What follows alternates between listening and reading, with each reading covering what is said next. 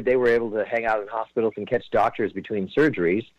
And one was, trying to pitch some stats to a doctor between surgeries who was, stressed out and tired and hungry. And then I worked with them and completely shifted, and they said, "Oh, doc, I can see you're in between surgeries. I was just talking to another doctor at another hospital, and, he shared with me some secrets he does to keep his energy up in between surgeries." And suddenly the doctor pivots and says, "Now I have time for that story." And then he shares that little story, and then the next time he sees the rep, he's like, "Have any more stories for me?" And then he goes, "Well, I actually have a story of a surgery that I sat in on," and then he can tell a story related to his product. So everyone always has time for stories. That's what makes people a welcome guest. And that's how you go from being seen as an annoying pest, is when you tell a good story that has some value for the person listening to it. Are there some factors that would make that like we should focus on, or length to it? Should it be about something we know about them? How do we decide what's a good opening story? Well, the key is to think of your brain like a jukebox.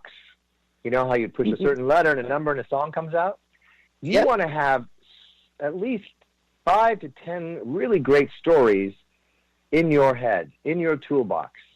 And so you can trust your gut at that moment to go, "Oh, this is the time to bring out this story because it's relevant to what this person is experiencing." The criteria is my story clear? Is it concise? And is it compelling? And most importantly, is the other person going to be able to see themselves in the story? And if the answer is yes to all of that, then that's the right story to tell. I love it. That is very clear to me. And everyone else listening, again, I hope you're taking notes because this is all great stuff. Let's talk about how to be Zoom ready. I know you've written a good article about it, and I know you've got programs. Tell us. Give us some tips.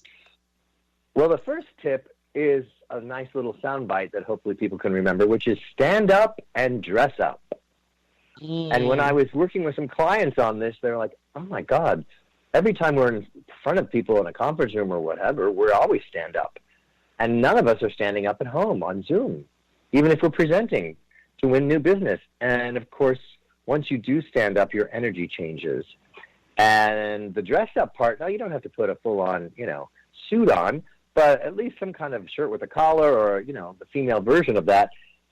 It just shows a level of professionalism. So that's the first real big takeaway. If you just do that, you're going to start separating yourself out from other people, and then be very aware of what's in your background. You don't want to have a closet open or an unmade bed or any of that stuff. You need to up your game now. It's been enough time that people expect a good mic, a good camera, some decent lighting. They don't want to, have you looking down at them because, if you don't have a stand-up desk, put your computer under some books, get your camera, if you're using your camera on your laptop, eye level. If you have another camera that's on a monitor, make sure your eyes are looking at the camera. And that's how people build trust. Your face has to be lit properly, so don't sit in front of a window because your face will be in the dark. And we need to see your eyes to build trust. Wow, that's amazing stuff. And, I guess that's the joke, right? It was the first half of this pandemic, at least, is that, nobody's wearing pants, right? We're barefoot, right. We're flip-flops. So what you're saying is really put the whole look together, right? Don't just stop halfway, so to speak. Well, it will change your whole outlook and your energy. But, if you're only on camera from the waist up, it's fine. But, we've seen some of those news people that have, for some emergency reason, have to run off, and we see them in shorts, and sometimes it looks like those shorts are pretty skimpy. So, why not just make the effort, especially for an important Zoom call? So is there a trick to standing? Because I haven't tried that one yet. That's all new to me. I also haven't done the full dress up, but I would. That's an easy leap. But what's the trick to standing and feeling comfortable in terms of distancing and the camera height and all that stuff? Well, you don't want to have your face too close to the camera. It's just like personal body space. You feel invaded. the cameras now are set to put you in focus at the ideal distance. So that also helps. And also you don't want to be, against the wall and you look like we can't see your facial reaction. So there is a happy medium between too close and too far. And standing, my tip is don't lock your legs. Keep some bend in those knees so that you can be agile and not stiff like a rod.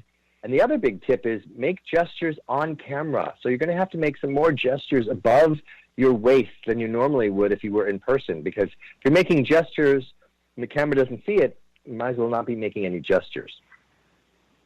It must look awkward, right? When the body is moving, but it's not being seen. And so is the frame at the shoulders still, even when you're standing? It's just that the energy is different? Is that what's happening? Or are we trying to get far enough back? Okay. No, your energy is way different standing up because your body's told your brain it's game time. Don't sit back and slouch. Stand up straight. Put the energy into the room, into the camera. There should be about 3 fingers distance between the top of your head and the top of the frame. And then, hold out your arms as if you're a picture and you're framing yourself. And you can cross your arms under your chest and say, the camera should cut off. So that gives you a sense of that now you're in the frame but you're just standing up. So again, if you don't have a stand-up desk, you need to raise your camera so that you're, while you're standing, you have that much space between your top of your head and the frame.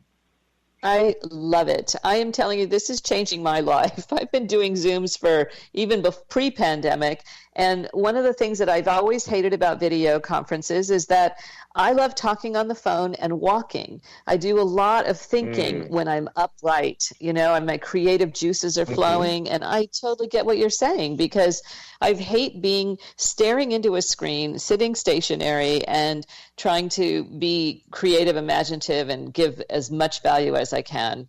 It's really not an easy thing to accomplish. So this is really valuable stuff for me personally, which is why we're all here, to make my life better. But that, of course, is not the case. And John, you've got some programs coming up. Before we wrap up, let's hear what you have going on and how we can all benefit from your wisdom, your vast wisdom. Well, thanks. I've turned my book, Better Selling through Storytelling, into an online course that people can take little 10-minute modules and learn the basics of how to be a good storyteller. And even if you think you're a good storyteller, it'll take you up to the black belt level. And then I work with people who've enrolled in a private Facebook group where they literally get to practice everything from a good elevator pitch to a case story, or what to say when they're writing an email or interviewing for a job or have a big pitch coming up. And it's just been great to watch people who are struggling and they didn't want to be pushy, and then they start telling stories, and then they are actually saying less and being more persuasive through storytelling. That's fantastic. Now, this is an online course in multiple modules. Is that right? Yes. And it's available today?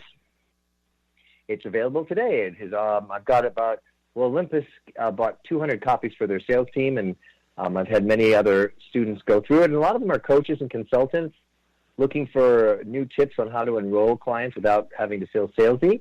And all you have to do is go to my website, which is johnlivesay.com, and click on the training tab, and you can see all the details of how it enrolls you from telling great stories to having the right mindset to not handle rejection personally and things like that all make you a better salesperson/storyteller.